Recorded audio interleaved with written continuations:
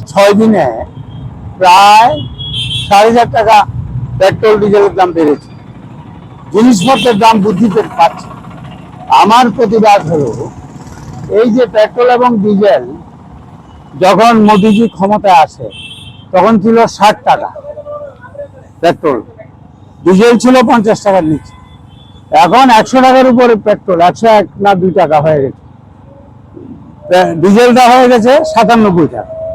তাইলে ডিজেল এবং পেট্রোলের উপর রাজ্যের ট্যাক্স আছে 20%, সেন্ট্রাল ট্যাক্স আছে 20%।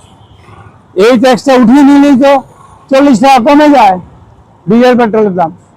সুতরাং মোদিজি আগে বলেছিল যে আমরা 40 টাকার নিচে পেট্রোলের দাম করব, ডিজেলের দাম করব। তাইলে এটা তাদের ব্যর্থতা, এর প্রতিবাদে আজকে সাইকেল চালাচ্ছি আমি। আর একটা মিটিং হচ্ছে ওই আপনার ওই স্টেট গেস্ট হাউসে যাব, মিটিং অ্যাটেন্ড করব, আবার সাইকেলে আসবো।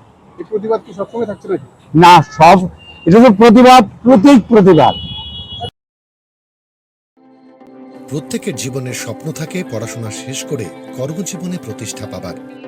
এই দিক দিয়ে আমি সফল শুধুমাত্র একটি কারণে, সেটা হলো আমার কলেজ টিপস, যেখান থেকে গ্র্যাজুয়েশন কমপ্লিট করে উচ্চতর শিক্ষা নিয়ে আজ আমি সফলভাবে প্রতিষ্ঠিত।